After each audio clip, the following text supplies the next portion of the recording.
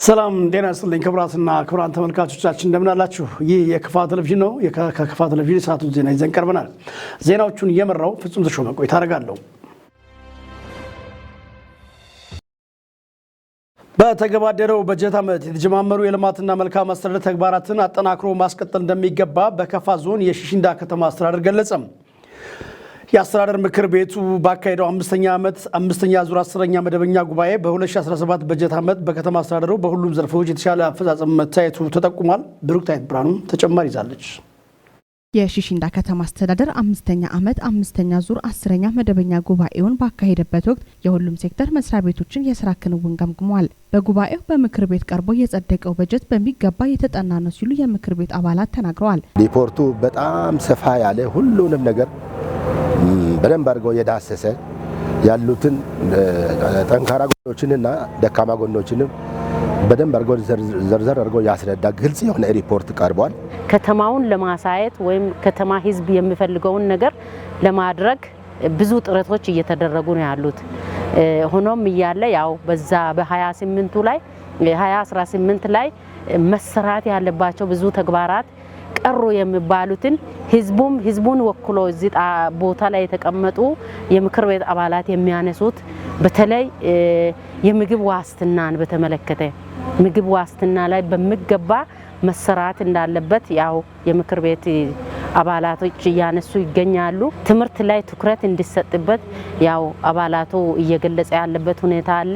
ክፍተት የተባሉትን ለቅሞ ወስዶ ቀጣይ 2018 እቅድ አካል አድርጎ መስራት ነው።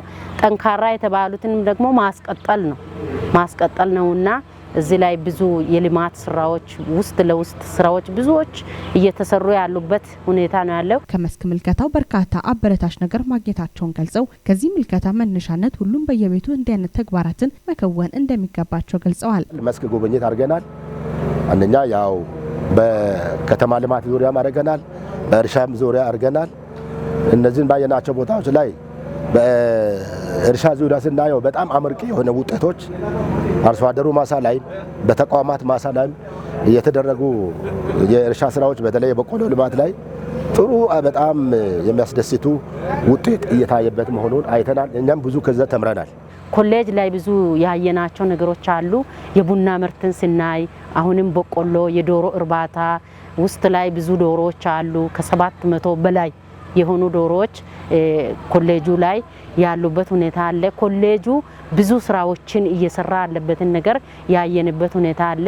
በማዘጋጃ በኩል ኮብል ስቶን እና ዲሽ ቦዮች ከተማውን ለማሳመር እየተሰሩ ያሉትን ብዙ ስራዎችን ያየንበት አለ። አዘዋዙረን ያሳየናቸው ብዙ ተሞክሮዎች ስላሉ እሱን ወስደን እየሰራን ጎደሎ የሆኑት ላይ ደግሞ ከተማ አስተዳደሩ ትኩረት ሰጥቶ እንዲሰራ ሀሳብ እየሰጠን የጎበኘንበት ሁኔታ ነው የነበረው። ምክር ቤት ዜና ምክር ቤቱ ለ2018 በጀት ዓመት የልማትና መልካም አስተዳደር ተግባራት ማስፈጸሚያ የሚሆን በጀት 316 ሚሊዮን 724,489 ብር ከ69 ሳንቲም አጸደቀ።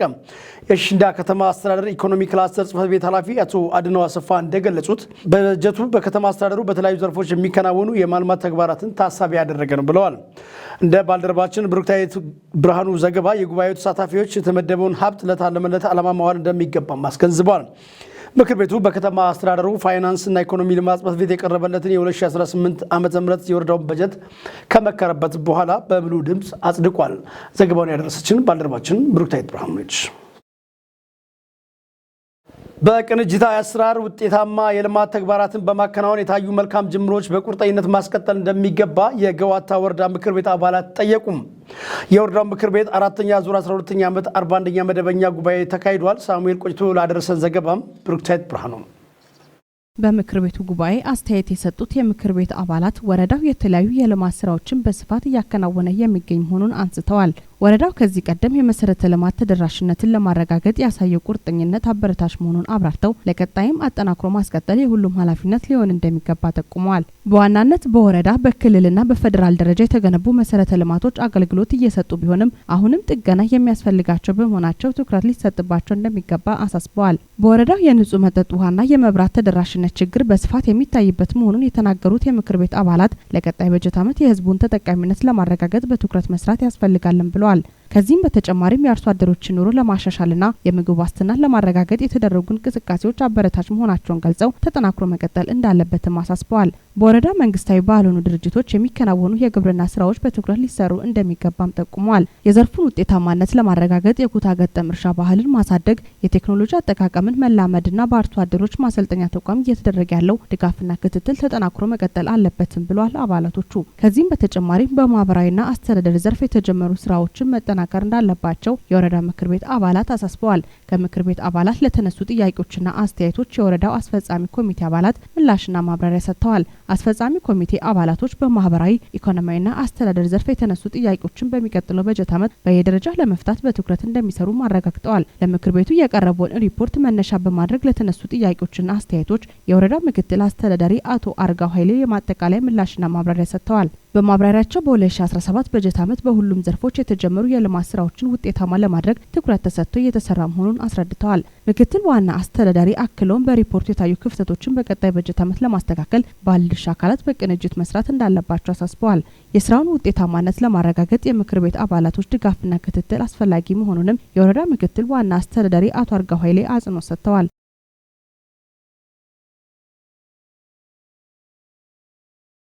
የተያዘውን በጀት ዓመት ቅድሚያ ለሚሰጣቸው ዘርፎች በመዋል የህዝቡን ተጠቃሚነት ማረጋገጥ ይገባል ሲሉ የገዋታ ወረዳ ፋይናንስ ኢኮኖሚ ልማት ጽሕፈት ቤት አሳሰበም። የወረዳው ምክር ቤት ባካሄደው አራተኛ ዙር 12ኛ ዓመት 41ኛ መደበኛ ጉባኤ የ2018 በጀት ዓመት 484 ሚሊዮን 183798 ብር አድርጎ በሙሉ ድምፅ አጽድቋል። የወረዳው ፋይናንስና ኢኮኖሚ ልማት ጽሕፈት ቤት ኃላፊ አቶ ስዩም በላይ እንደተናገሩት በዋናነት ከውስጥ ገቢ ከ228 ሚሊዮን ብር በላይ 203 ሚሊዮን ብር በላይ ደግሞ ከመንግስት ካዝና እንዲሁም ከ1 ሚሊዮን ብር በላይ ከማዘጋጃ ቤትና 29 ሚሊዮን ብር በላይ ደግሞ ከማህበራዊ ዘርፍ ለመሰብሰብ መታቀዱን አመላክተዋል። በወረዳው በመንግስት ኮሚኒኬሽን ጽሕፈት ቤትም የተዘጋጀ የፎቶ ኤግዚቢሽንም በምክር ቤቱ አባላት ተጎብኝቷል። ዘገባውን ያደረሰን ባልደረባችን ሳሙኤል ቆጭቶ ነው። በተገባደደው በጀት ዓመት በወረዳው ከ9556 በላይ ሄክታር ማሳ በማልማት ከ254784 ኩንታል በላይ ምርት መሰብሰብ መቻሉን የጦሎ ወረዳ አስተዳደር ገለጸም። የጦሎ ወረዳ ምክር ቤት አራተኛ ዙር 11ኛ ዓመት 34ኛ መደበኛ ጉባኤ እየተካሄደ ነው። ከወረዳው የመንግስት ኮሚኒኬሽን ለተገኘ ዘገባ ቤተልሔም ምሩ። በምክር ቤቱ ጉባኤ የወረዳው ምክትል ዋና አስተዳዳሪ አቶ አተርሴ ሸታቸው የስራ አስፈጻሚዎችን የ2017 በጀት ዓመት እቅድ አፈጻጸም ሪፖርት ያቀረቡ ሲሆን በበጀት ዓመቱ በክረምት 9556 ሄክታር ማሳ በማልማት 254784 ኩንታል እንዲሁም በጥራጥሬ ሰብሎች ምርት መሰብሰብ መቻሉን ምክትል ዋና አስተዳዳሪው ገልጸዋል። በበጀት ዓመቱ 173158 ቶን ቡናና ከ230 ቶን በላይ ኮረሪማ ለማዕከላዊ ገበያ ማቅረብ እንደተቻለም ገልጸዋል።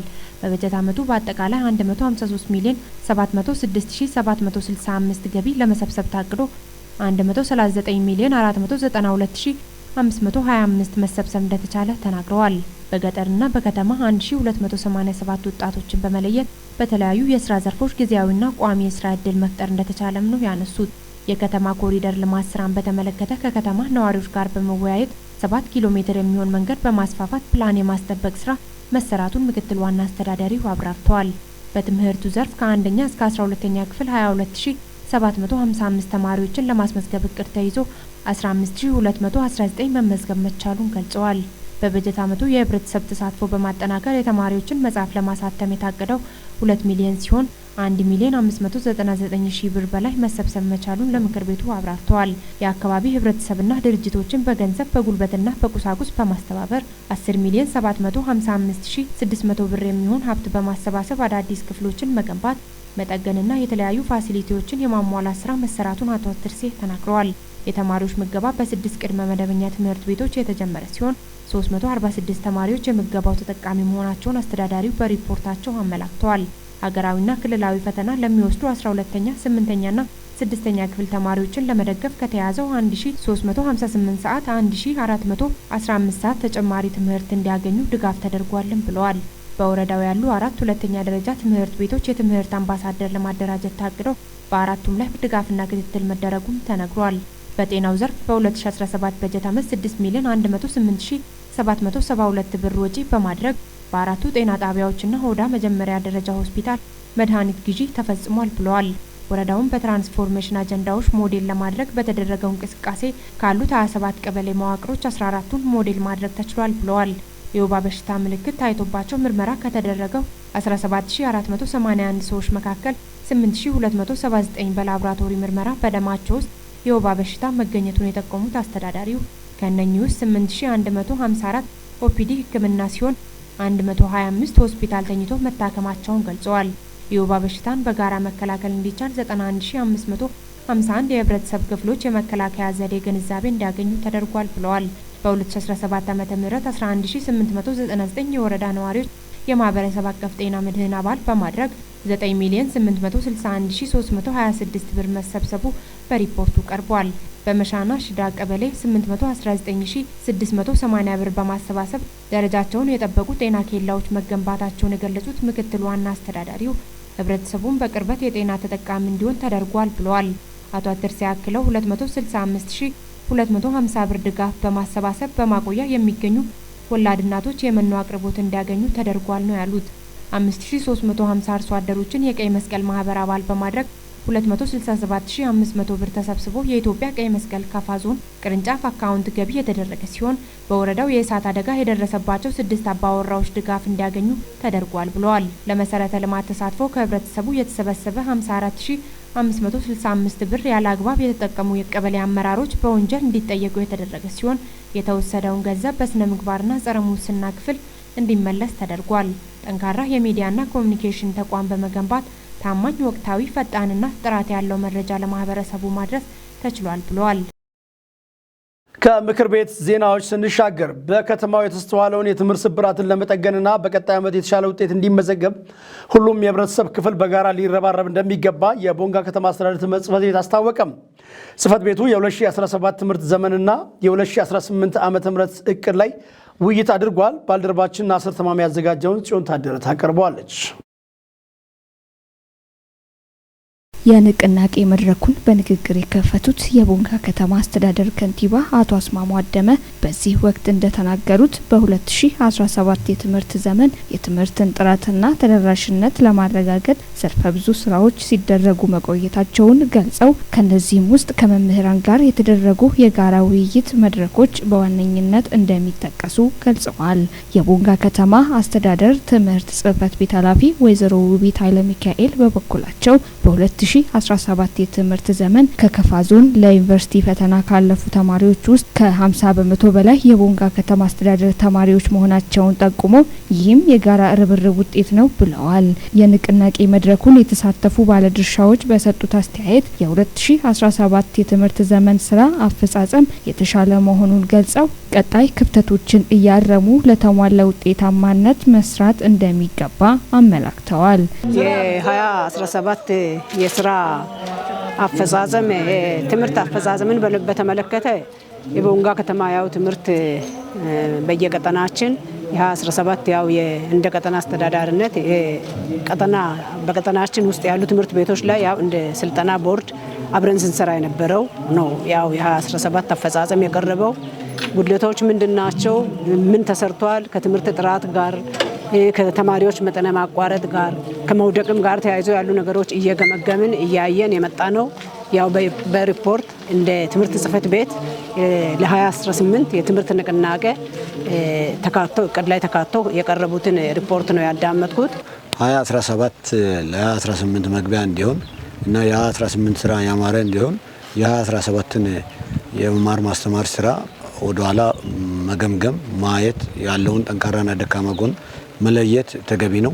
በዚህ መሰረት ከዚህ በፊት በተደጋጋሚ በየወሩ በሪፖርትም ይቀርባል። በየክላስተር ትምህርት ቤቶችም አፈጻጸማችን ኢቫሉዌት ይደረጋል ወይም ይገመገማል። ነገር ግን አሁን ደግሞ እንደ አጠቃላይ የ2018ን የትምህርት ንቅናቄ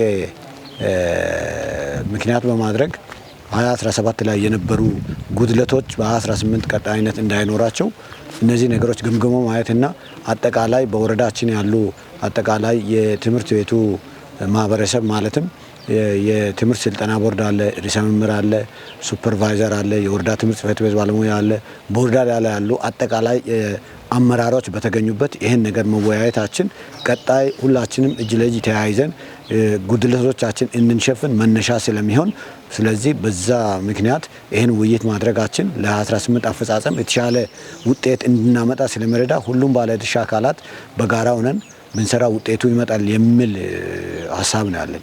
አስተያየት ሰጪዎቹ አክለውም መድረኩ ላይ በቀረበው በ2018 የትምህርት ዘመን የትኩረት አቅጣጫዎች ላይ አስተያየት ሰጥተዋል። አንድ ስራ ሲሰራ ጠንካራ ጎን አለው፣ ደካማ ጎን አለው። በተለይ የትምህርት ስራ ደግሞ አጠቃላይ ሁላችንም በጋራ ተረባርበን እጅ ለእጅ ተያይዘን የምንሰራው ስራ ነው። ስለዚህ 2017 ላይ የነበረውን ድክመት 2018 ላይ ትኩረት አቅጣጫ ከሰራን የሚፈለገው ምንድነው? የትምህርት ውጤት ይመጣል። የትምህርት ውጤት እንዲመጣ ደግሞ ሁላችንም በጋራ መስራት አለብን። አንደኛው ማቀድ አለብን፣ ጉድለቶቻችን መሸፈን አለብን። በጋራ ሆነን አቅደን ውጤቱን ለማምጣት ሁሉም ባለድርሻ አካላት የራሱን ሆነ ግንዛቤ ይዞ እንዲሰራ አስተዋጽኦ ያበረክታልና በዚህ መሰረት የተያዘው እና በመድረኩም እየተነሳ ያለው ነገር ለምሳሌ አንድ ተማሪን መጣል መፍትሄ አይደለም፣ ማብቃት ነው። መድረክ ላይ የተነሳውም ይሄ ነው፣ ማብቃት እንጂ መጣል መፍትሄ አይደለም። ተማሪው እንዲበቃ ሁሉም ባለድርሻ አካላት መምህሩ ብቻ ሳይሆን ተማሪው ብቻ ሳይሆን አጠቃላይ የአንበሳውን ድርሻ የሚወስደው ድርሻችን ብለያይም ሁሉም ሰው የራሱን የሆነ የጋራ የሆነ ኮንትሪቢዩት ድርሻውን ቢወጣ የሚፈልገው የተማሪ ውጤት ለማምጣት የበለጠ ውጤት ሊመጣ ስለሚችል ሁላችንም ድርሻችንን ብንወጣ የሚል ሀሳብ ነው ያለኝ። ያው የተሰሩ ስራዎችን በመለየት ችግሮችን በማሳየት ቀጣይ 2018 ላይ ተካቶ ያው የትምህርት ስራ በማህበረሰብ ተሳትፎ የሚሰራ መሆኑን በማረጋገጥ የቀረበ ሪፖርት ነው። ሪፖርቱ ያው ሁላችንንም የሚያሳትፍ ነው ብዬ ነው የሚወስደው። የተሰሩ ስራዎችም ስለሆኑ እቅድ ደግሞ የ2018 እቅድ የትምህርት ንቅናቄ ዛሬ ሲደረግ ትምህርት ንቅናቄን በተመለከተ ያው ቅድመ የክረምት ትምህርት ተደራሽ ለማድረግ እንደ ከተማ እየተሰሩ ያሉ ስራዎች አሉ። በገንዘብ ሲሰሉ በብዙ በየትምህርት ቤቶች የተዘረዘሩ አሉ። እነዚህን ትምህርት ቤት የሚሰሩ ስራዎችን በበጎ ፈቃደኝነት በኮሌጅም ከዩኒቨርሲቲም የመጡ ተማሪዎች ያው የሚሰጡት ትምህርት አለ፣ ተጨማሪ ትምህርት። የኢትዮጵያ ብሮድካስቲንግ ኮርፖሬት በራሱ አቅም ያበለጸገውን የሞባይል መተግበሪያ አስመረቀም። ከኢትዮጵያ ብሮድካስቲንግ ኮርፖሬት የተገኘ ዘገባ ተስፋዬ። በዲጂታል ኢቢሲ ምረቃ ስነ ስርዓት ላይ ከፍተኛ የመንግስት የስራ ኃላፊዎች፣ አትሌቶች፣ አርቲስቶችና ጥሪ የተደረገላቸው እንግዶች ተገኝተዋል።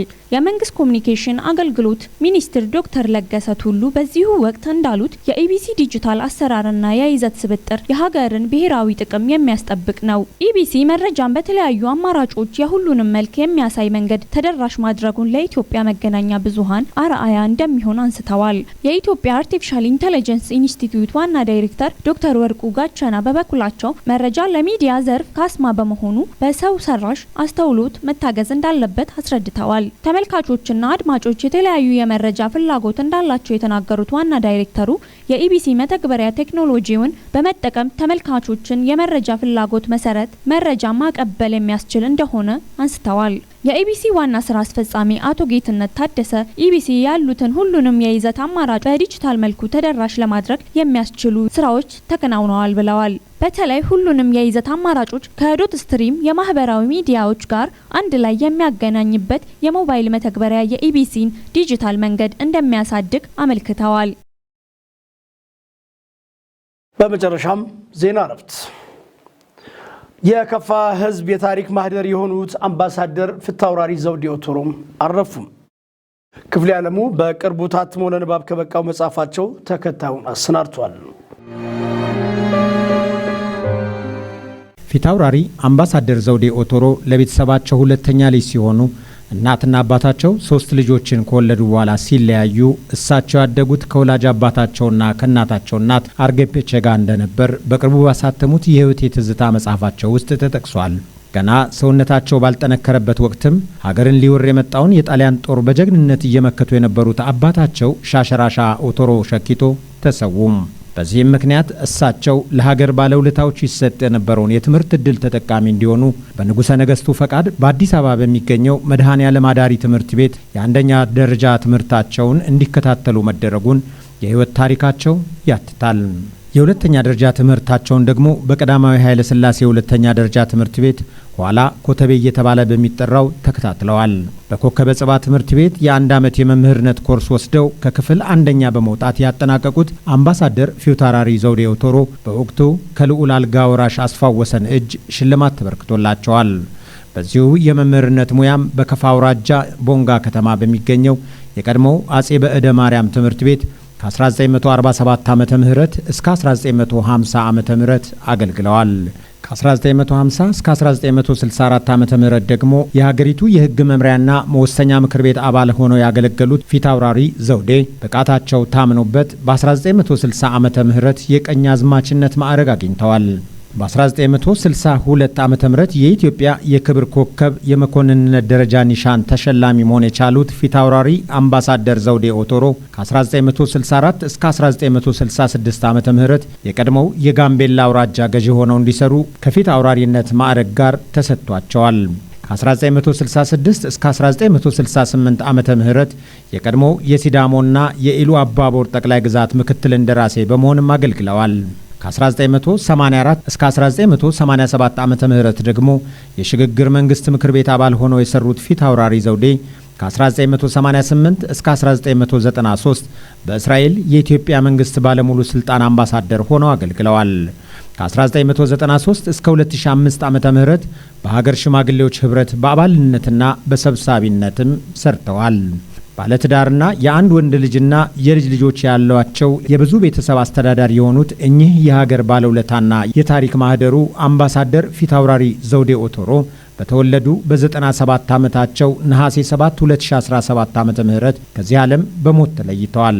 ቀብራቸውም አዲስ አበባ በሚገኘው መንበረ ጸባዖት ቅድስት ሥላሴ ቤተክርስቲያን ነሐሴ 8 2017 ዓመተ ምህረት እንደሚፈጸም ለማወቅ ተችሏል። የከፋ ዞን ምክር ቤት፣ የከፋ ዞን አስተዳደርና የከፋ ቴሌቪዥን ለወዳጅ ዘመዶቻቸው መጽናናትን ይመኛል።